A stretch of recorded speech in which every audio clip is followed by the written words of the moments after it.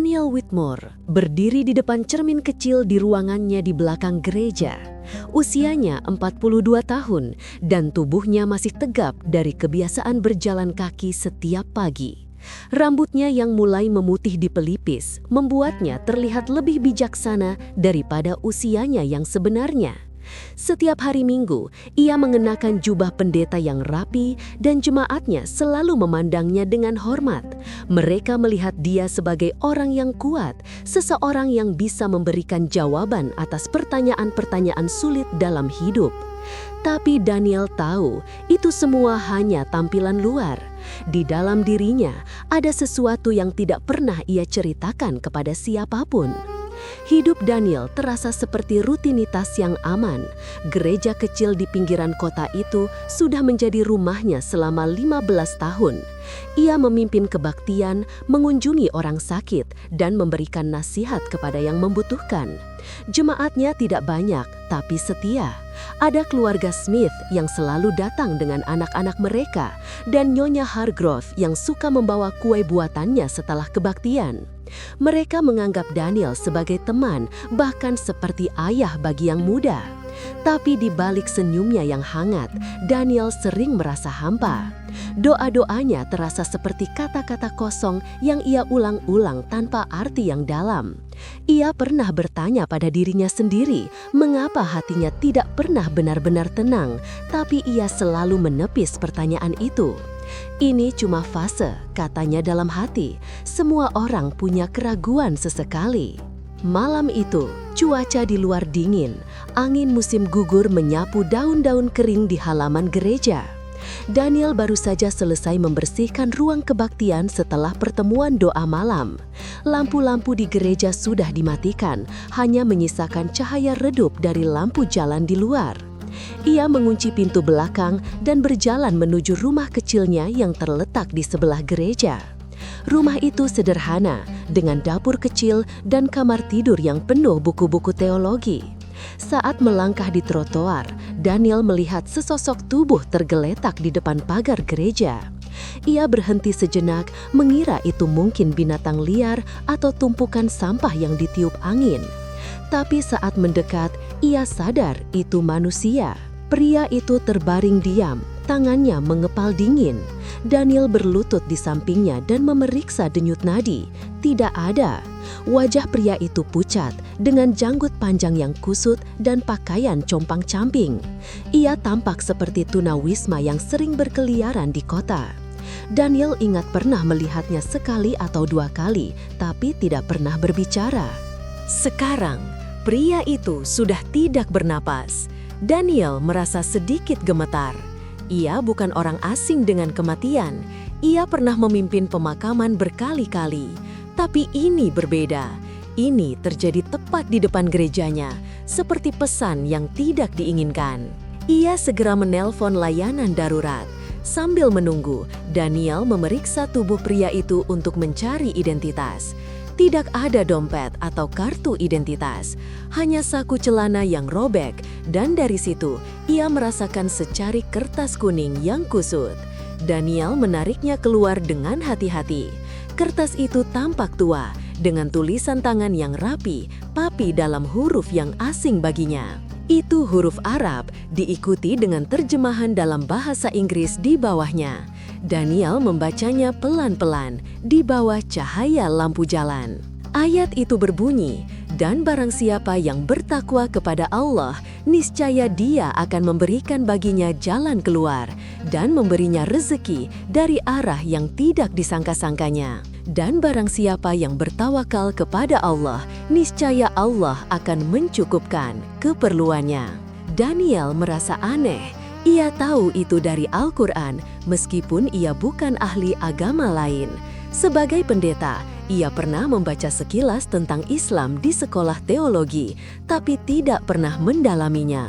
Mengapa pria ini membawa ini? Apakah ia Muslim atau hanya kertas acak yang ia temukan? Daniel memasukkan kertas itu ke sakunya sendiri saat sirene ambulans terdengar dari kejauhan. Petugas medis datang, memeriksa pria itu, dan menyatakan ia meninggal karena hipotermia. Mereka membawa tubuhnya pergi, meninggalkan Daniel sendirian di halaman gereja yang dingin. Malam itu, Daniel tidak bisa tidur. Ia duduk di meja kerjanya, menatap kertas kuning itu di bawah lampu meja. Tulisan Arabnya terlihat anggun meskipun ia tidak bisa membacanya. Terjemahannya sederhana, tapi ada sesuatu yang mengganggu. Jalan keluar dari arah yang tidak disangka-sangka. Kata-kata itu seperti menusuk keraguannya yang selama ini ia kubur. Daniel ingat masa mudanya ketika ia memutuskan menjadi pendeta. Itu karena ayahnya, seorang pendeta juga yang mendorongnya. Tapi apakah itu pilihan hatinya atau hanya cara untuk menghindari pertanyaan-pertanyaan sulit? Ia mencoba melupakan kertas itu. Ia bangun, membuat secangkir teh dan mencoba membaca buku rohani favoritnya. Tapi matanya terus kembali ke kertas itu. Akhirnya ia membacanya lagi. Kali ini ia merasa marah. Mengapa ayat dari agama lain muncul di depan gerejanya? Apakah ini tantangan atau cobaan? Daniel merasa ketenangannya yang selama ini ia bangun mulai retak. Ia selalu mengajarkan jemaatnya untuk percaya tanpa ragu. Tapi sekarang ia sendiri meragukan segalanya. Pagi harinya, Daniel bangun dengan kepala pusing. Ia mandi dan bersiap untuk kebaktian pagi. Saat bercermin, ia melihat wajahnya tampak lelah. Keraguan itu masih ada, seperti bayangan yang mengikuti. Di gereja, ia memimpin doa seperti biasa, tapi kata-katanya terasa lebih hampa dari sebelumnya. Jemaat tidak menyadari apa-apa. Mereka tersenyum dan berjabat tangan setelah kebaktian. Tapi Daniel merasa berbeda. Ayat itu terus berputar di pikirannya. Siang itu, ia memutuskan untuk mencari tahu lebih lanjut. Ia pergi ke perpustakaan kota mencari buku tentang Al-Quran. Ia menemukan satu buku terjemahan sederhana dan membacanya diam-diam di sudut ruangan. Ayat itu dari surah At-Talaq, ayat 2-3. Buku itu menjelaskan bahwa itu tentang ketakwaan dan tawakal kepada Tuhan. Daniel merasa penasaran bercampur takut. Mengapa kata-kata ini terasa begitu langsung? Seolah-olah berbicara padanya secara pribadi. Pulang ke rumah, Daniel membaca ayat itu lagi. Kali ini, ia merasa ada sesuatu yang runtuh di dalam dirinya. Keraguan yang selama ini ia tekan mulai muncul ke permukaan. Ia ingat malam-malam ketika ia berdoa, tapi merasa Tuhan jauh. Apakah ini jawaban atau jebakan? Daniel meletakkan kertas itu di laci meja, berharap bisa melupakannya. Tapi ia tahu malam itu telah mengubah sesuatu. Retakan kecil di hatinya mulai melebar, dan ia tidak tahu bagaimana menghentikannya. Hari-hari berikutnya terasa berat. Daniel menjalani rutinitasnya, tapi pikirannya selalu kembali ke ayat itu. Ia mencoba berdoa lebih keras, membaca Alkitab lebih banyak, tapi semuanya terasa sia-sia.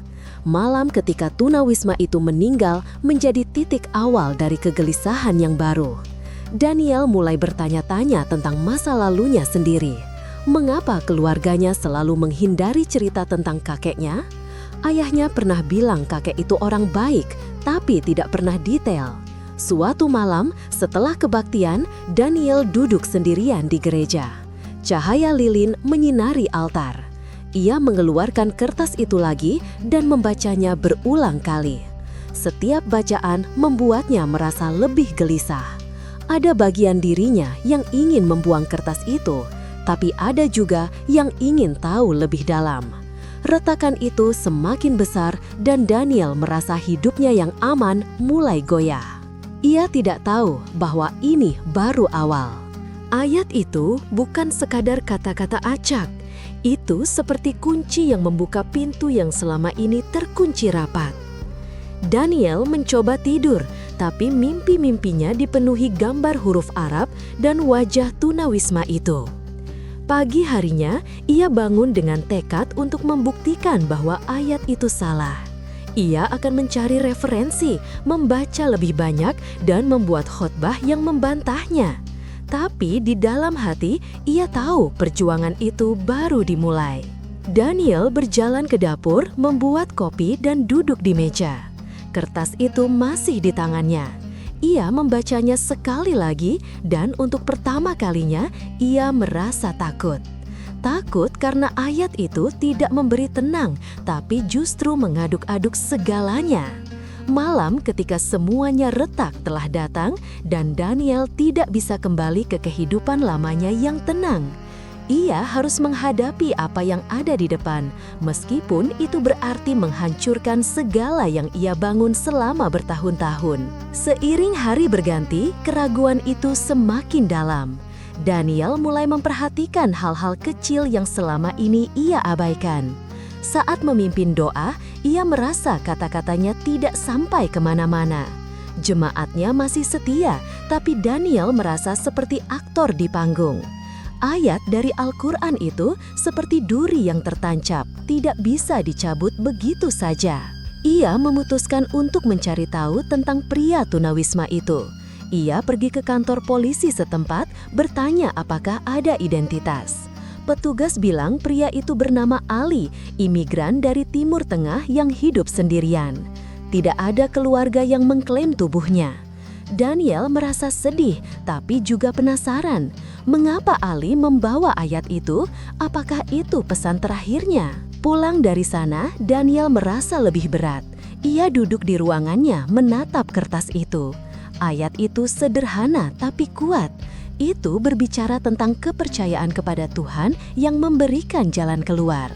Daniel bertanya-tanya, apakah hatinya yang hampa selama ini membutuhkan jalan keluar seperti itu?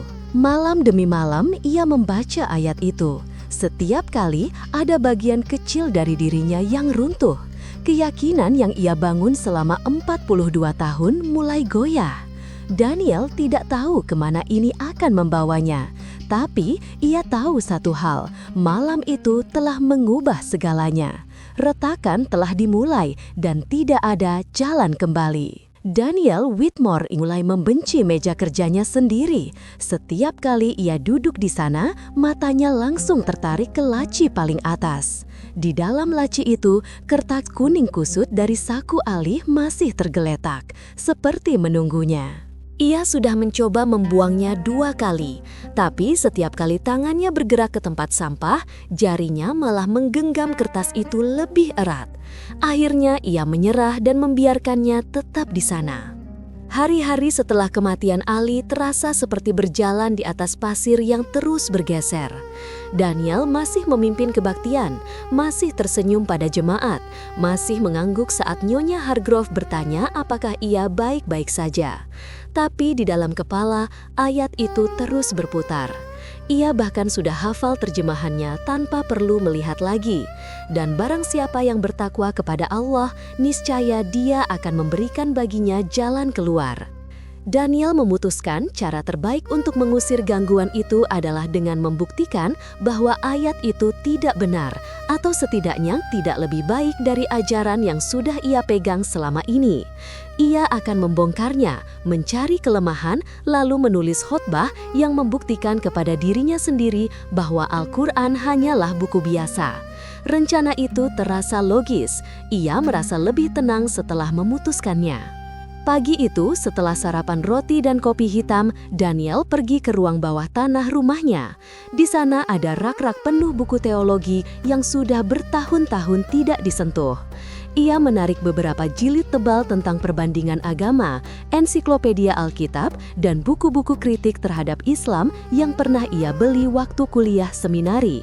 Debu berterbangan saat ia membukanya. Ia membawa tumpukan buku itu ke meja kerja, menyalakan lampu baca, dan mulai mencatat. Awalnya berjalan lancar. Ia menemukan beberapa ayat Alkitab yang menurutnya lebih kuat tentang pemeliharaan Tuhan. Ia menulis poin-poin, Yesaya 41:10 lebih langsung, Mazmur 23 lebih menghibur, Filipi 4:9 lebih jelas. Ia merasa sedikit lega. Ini bisa diatasi, ini hanya soal logika dan perbandingan teks. Tapi semakin lama ia membaca, semakin aneh rasanya. Setiap kali ia mencoba menyerang ayat dari Ali, pikirannya malah kembali ke hidupnya sendiri. Ia ingat betapa sering ia berdoa meminta ketenangan, tapi tetap merasa kosong. Ia ingat betapa sering ia mengatakan kepada jemaat bahwa Tuhan selalu mendengar, padahal ia sendiri kadang merasa berbicara pada dinding. Ia mencoba mengabaikan perasaan itu dan tetap menulis. Malam kedua, Daniel mulai mencari terjemahan Al-Quran yang lengkap. Ia tidak ingin membeli yang baru, takut ketahuan, jadi ia meminjam dari perpustakaan universitas di kota sebelah dengan alasan riset untuk khotbah tentang toleransi. Buku itu tebal, sampul hijau tua. Ia membawanya pulang dan menyembunyikannya di antara buku-buku lain. Saat membuka halaman surah At-Talaq, tangannya gemetar sedikit. Ia membaca ayat 2 dan 3 lagi, kali ini dalam konteks yang lebih panjang. Bukan hanya janji jalan keluar, tapi juga perintah untuk bertakwa, menjaga batas-batas Allah, dan percaya bahwa Allah cukup sebagai pelindung. Daniel mencatat di pinggir halaman, terlalu bersyarat, kasih Allah dalam Kristen tanpa syarat. Tapi catatan itu terasa lemah bahkan di matanya sendiri. Hari kelima, Daniel mulai kehilangan nafsu makan. Ia hanya minum kopi dan makan biskuit kering. Matanya merah karena kurang tidur. Ia tetap pergi ke gereja, tetap memimpin doa, tapi suaranya semakin datar. Beberapa jemaat mulai bertanya apakah ia sakit.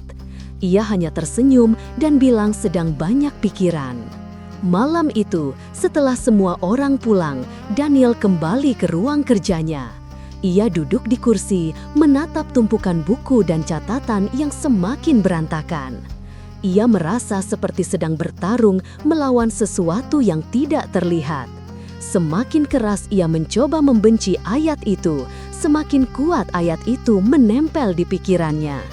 Tiba-tiba, ia teringat kotak kayu tua di loteng.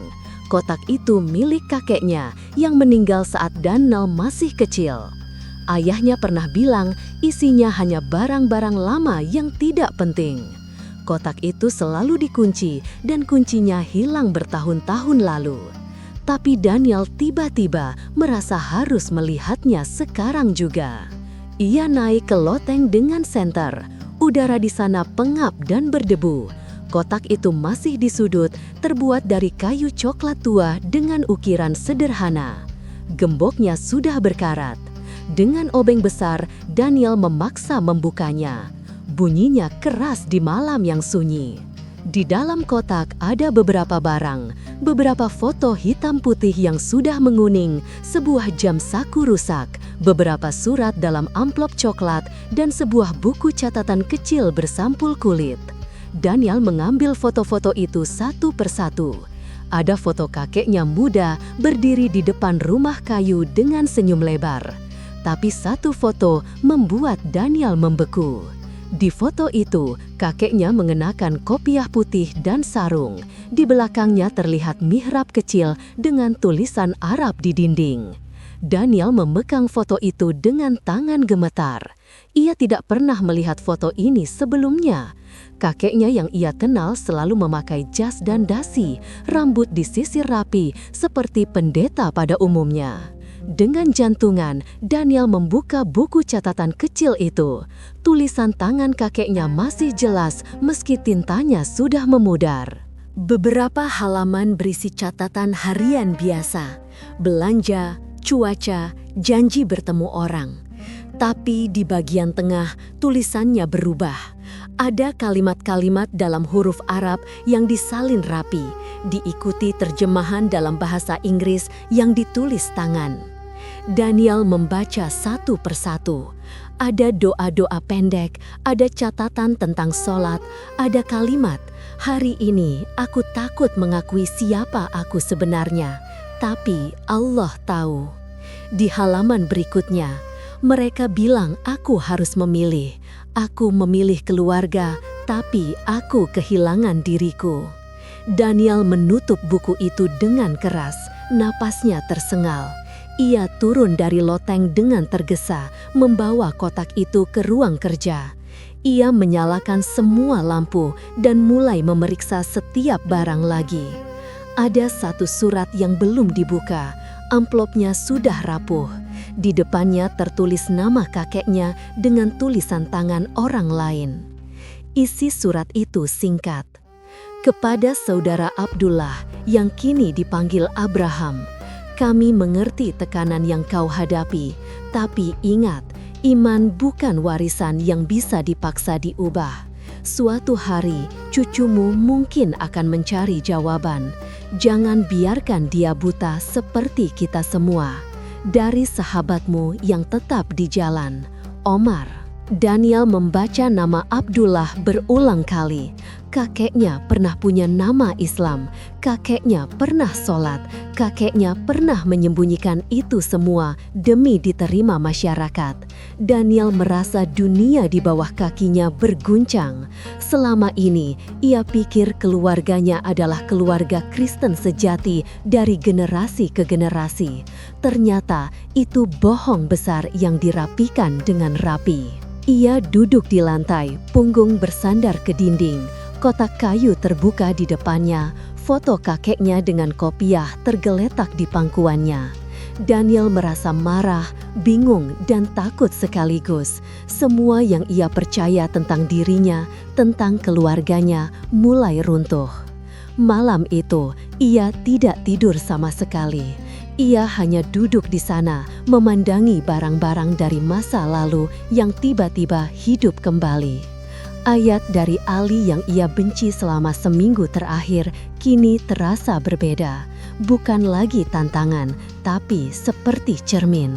Seolah-olah ayat itu sudah tahu bahwa suatu hari Daniel akan menemukan kotak ini. Pagi harinya wajah Daniel pucat. Ia tetap pergi ke gereja, tapi gerakannya lambat.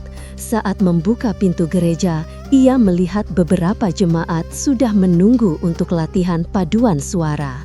Mereka menyapa dengan ceria, tapi Daniel hanya mengangguk lemah. Di dalam kepalanya hanya ada satu kalimat yang berputar. Jalan keluar dari arah yang tidak disangka-sangkanya.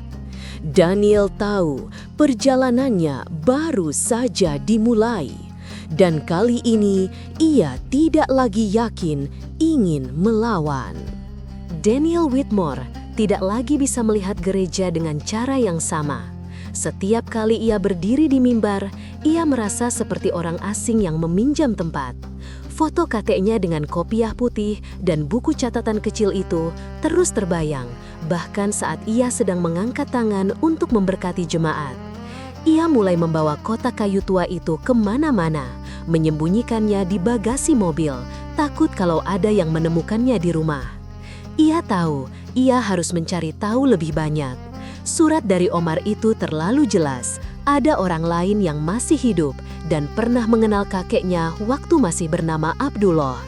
Nama Omar tidak dicantumkan alamat, tapi di sudut amplop ada cap pos lama dari kota kecil bernama Riverton, 2 jam perjalanan ke utara. Daniel memutuskan untuk pergi ke sana pada hari Sabtu saat tidak ada kegiatan gereja. Pagi itu ia berangkat lebih awal. Ia memakai jaket biasa, bukan kemeja pendeta, karena tidak ingin dikenali. Di dalam mobil, kotak kayu diletakkan di kursi penumpang, ditutup kain. Sepanjang jalan ia hampir tidak mendengarkan radio. Pikirannya penuh dengan pertanyaan. Apakah kakeknya benar-benar dipaksa meninggalkan Islam? Siapa yang memaksa? Dan kenapa ayahnya tidak pernah cerita? Riverton adalah kota kecil yang sepi, penuh rumah-rumah tua dan toko-toko yang sudah tutup. Daniel pergi ke kantor pos dulu untuk bertanya apakah ada orang yang ingat nama Omar dari tahun 1960-an. Petugas tua di sana hanya menggeleng, tapi menyarankan ia ke masjid kecil di pinggir kota. Kalau orang Arab biasanya ke sana, katanya singkat. Masjid itu kecil, bercat putih dengan kubah hijau kecil yang sudah pudar. Daniel memarkir mobil agak jauh, ragu-ragu. Ia belum pernah masuk masjid seumur hidupnya, tapi ia akhirnya memberanikan diri. Di halaman, seorang pria tua sedang menyapu daun. Usianya mungkin 80-an, punggungnya bungkuk, tapi gerakannya masih lincah. Daniel mendekat dan bertanya dengan suara pelan, apakah ada yang mengenal seseorang bernama Omar dari tahun 60-an? Pria tua itu berhenti menyapu. Matanya menatap Daniel lama, seperti sedang mengenali sesuatu. Lalu ia mengangguk pelan dan mengajak Daniel masuk ke ruang tamu kecil di samping masjid. Mereka duduk di lantai berspray karpet hijau tua. Pria itu memperkenalkan diri sebagai Hasan. Ia bilang dulu ia masih remaja ketika mengenal seorang pemuda bernama Omar yang sering datang ke masjid ini. Daniel mengeluarkan foto kakeknya dengan kopiah dari dompetnya. Hasan memandang foto itu lama, matanya berkaca-kaca. Ia mengangguk beberapa kali.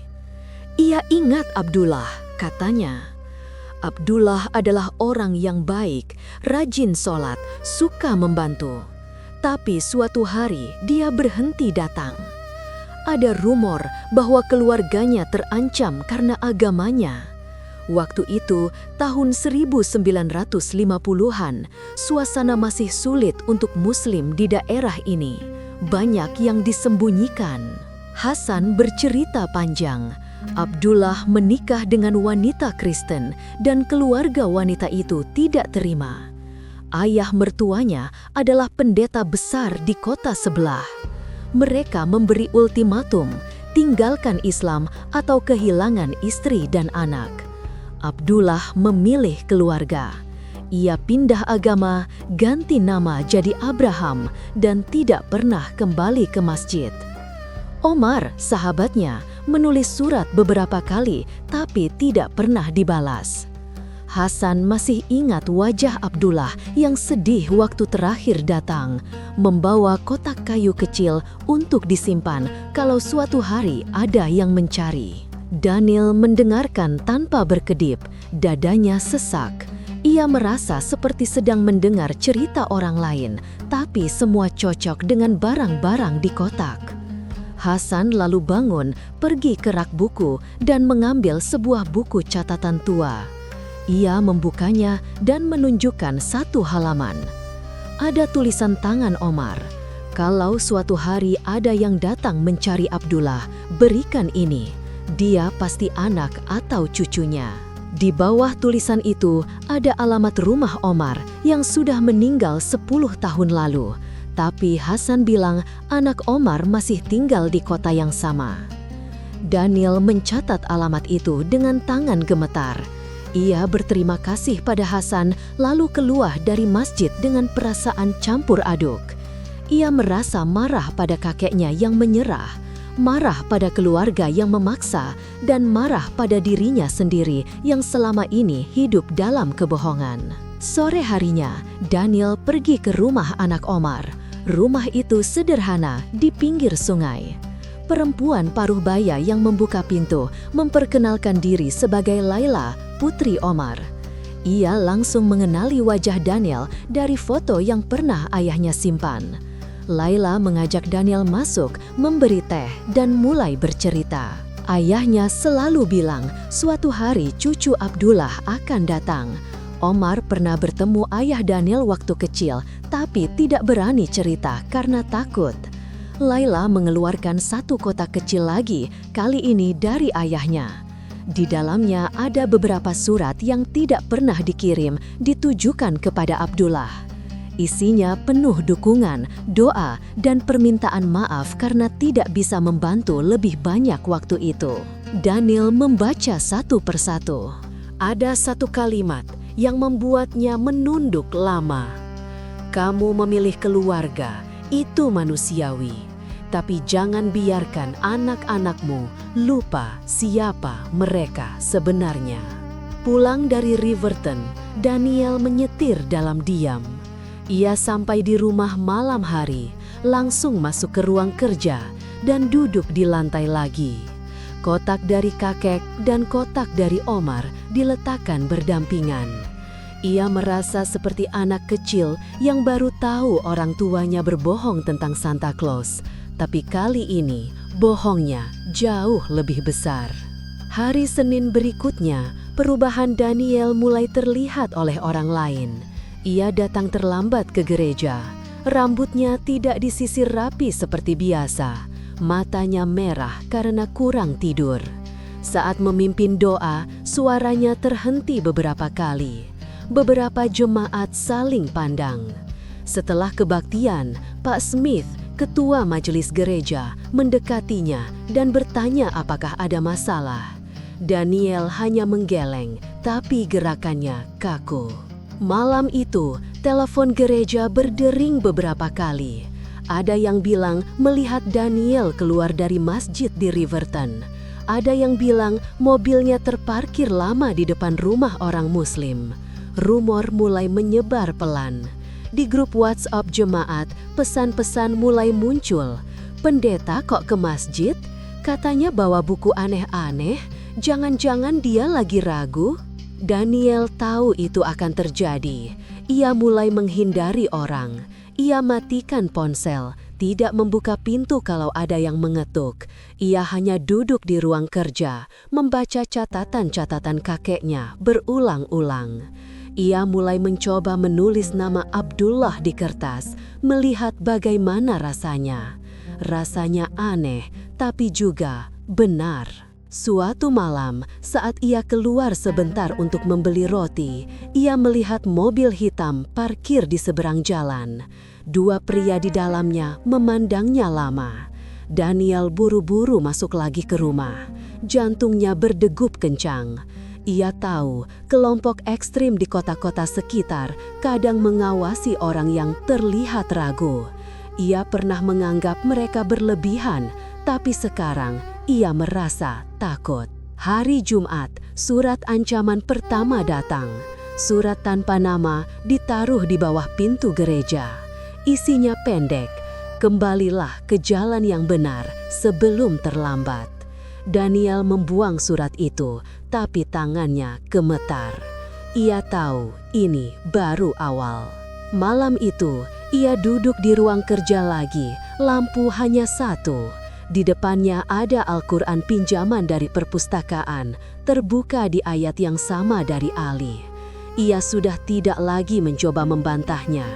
Ia hanya membaca dan membaca lagi. Air matanya jatuh tanpa suara ke halaman buku. Daniel tahu rahasia kakeknya sudah membukakan pintu yang tidak bisa ditutup lagi.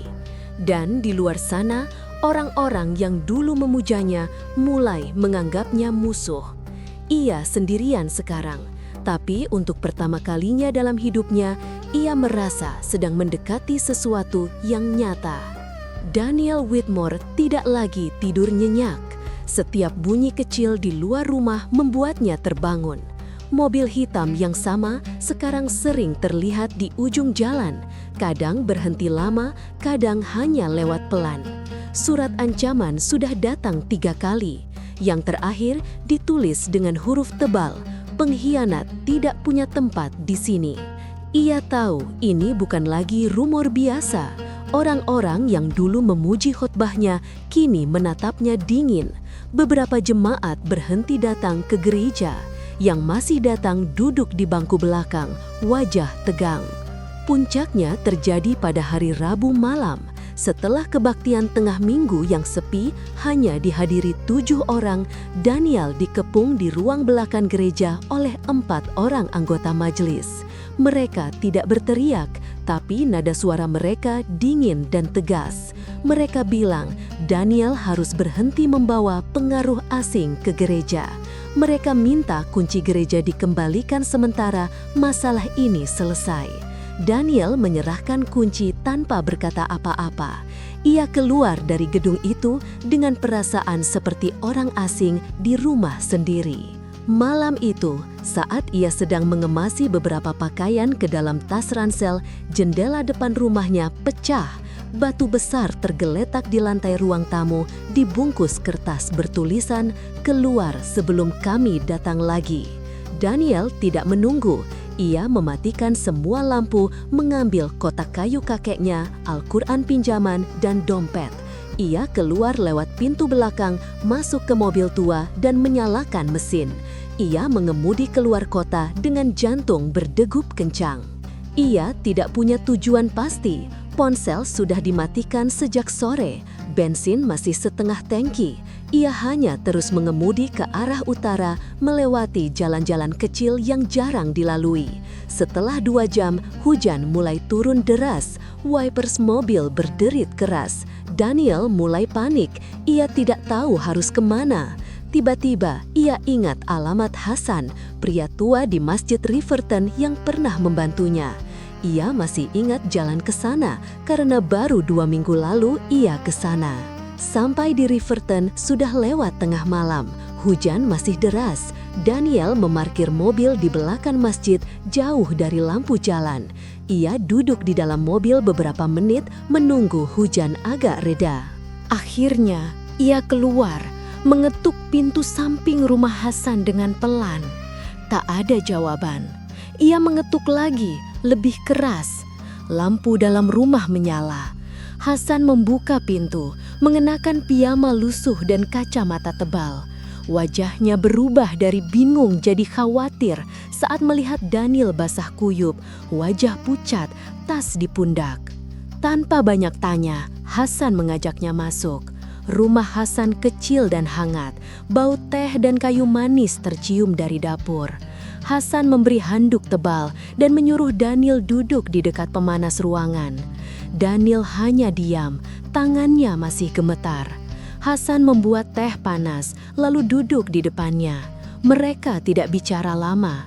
Hasan hanya mengangguk beberapa kali, seolah sudah tahu apa yang terjadi. Setelah teh habis, Hasan mengajak Daniel ke ruangan kecil di belakang rumah. Ruangan itu sederhana. Lantai bersprei karpet hijau, rak buku kecil, dan 1 jendela menghadap halaman belakang. Ada sajadah lipat di sudut. Hasan bilang ruangan ini dulu dipakai tamu yang datang dari jauh. Sekarang kosong, Daniel boleh tinggal sepuasnya. Malam itu, Daniel tidur di atas kasur tipis di lantai. Untuk pertama kalinya dalam berminggu-minggu, ia tidur tanpa terbangun. Kelelahan mengalahkan rasa takutnya. Pagi harinya, Hasan membawa sarapan, roti, keju, dan zaitun. Mereka makan dalam diam. Setelah itu, Hasan pergi ke masjid untuk sholat subuh, meninggalkan Daniel sendirian. Daniel duduk di ruangan kecil itu, menatap sajadah. Ia membuka tasnya, mengeluarkan Al-Quran pinjaman yang sudah mulai lecek. Sampai saat ini, ia hanya membaca 1-2 ayat sambil marah atau bingung. Tapi pagi itu berbeda. Ia tidak lagi ingin membuktikan apa-apa. Ia hanya ingin membaca. Ia membuka halaman pertama, Bismillah. Ia membaca pelan, suara lirih. Ia tidak mengerti bahasa Arabnya, tapi terjemahan di bawahnya terasa lembut.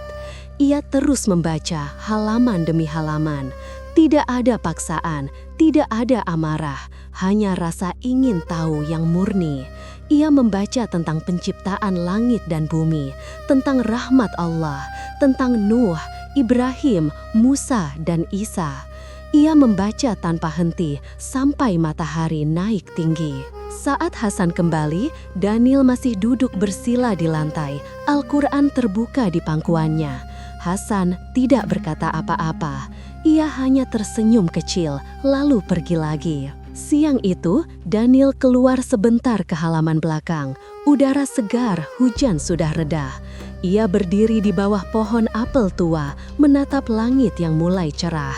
Dadanya terasa lebih ringan, bukan karena semua masalah sudah selesai. Tidak, ia tahu orang-orang masih mencarinya. Gerejanya sudah bukan miliknya lagi, reputasinya hancur. Tapi untuk pertama kalinya dalam hidupnya, ia merasa tidak perlu berpura-pura. Malam kedua di rumah Hasan, Daniel duduk lagi di ruangan kecil itu. Lampu hanya 1, redup. Ia membuka Al-Quran lagi, kali ini ke surah Al-Baqarah. Ia membaca ayat tentang orang-orang yang hatinya terkunci, lalu ayat tentang orang-orang yang diberi petunjuk. Air matanya jatuh pelan, bukan karena sedih, tapi karena sesuatu yang tidak bisa ia jelaskan.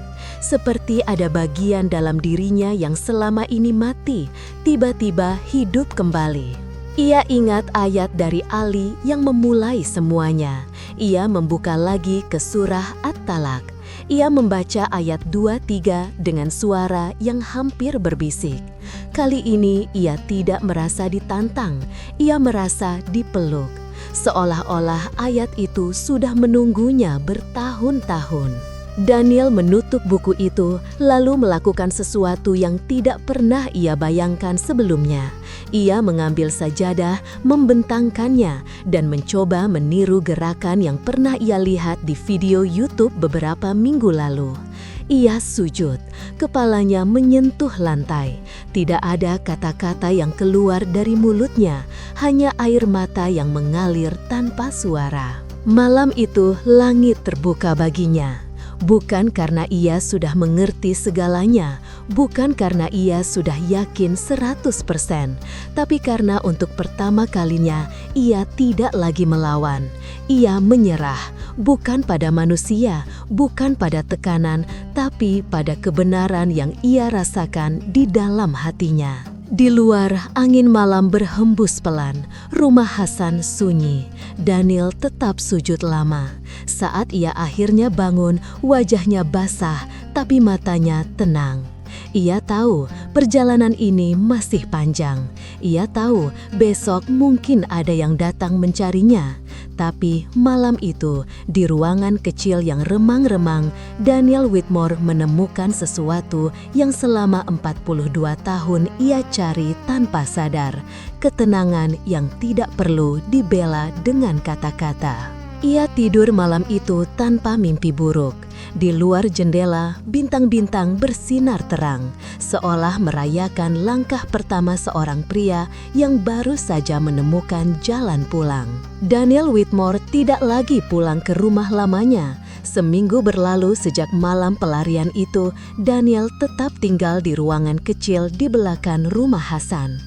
Pagi-pagi, ia membantu Hasan menyapu halaman masjid, menyusun sandal jamaah, atau membawa teh untuk orang-orang yang datang sholat.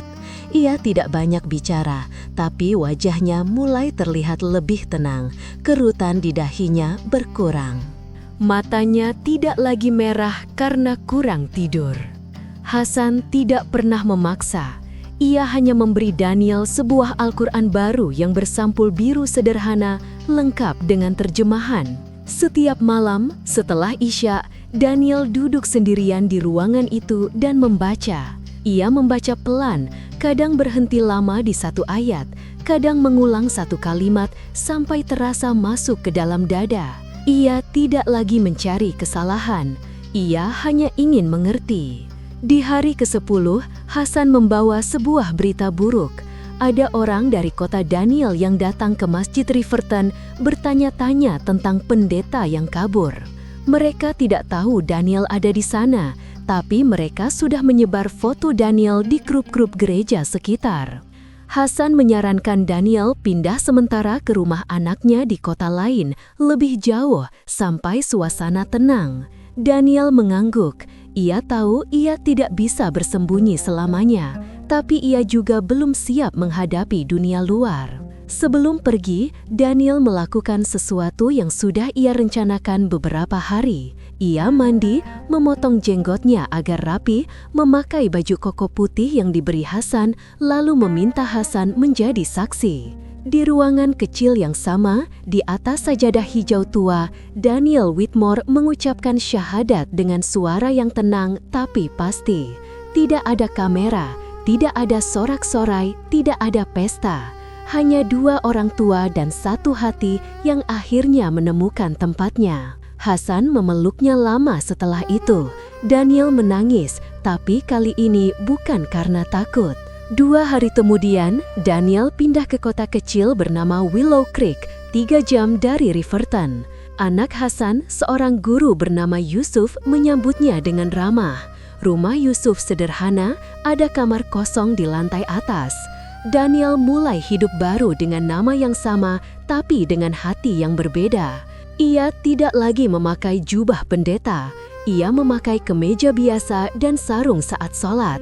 Ia belajar wudhu dengan benar, belajar gerakan sholat yang masih sering salah, dan belajar membaca Al-Quran dengan tajwid yang masih terbata-bata.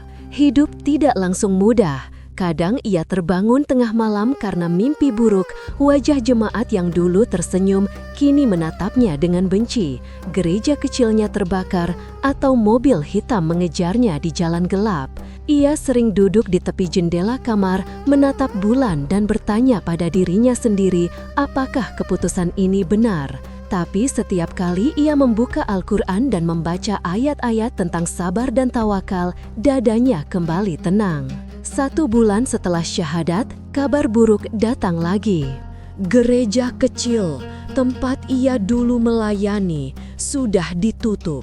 Bangunannya dijual ke pihak lain.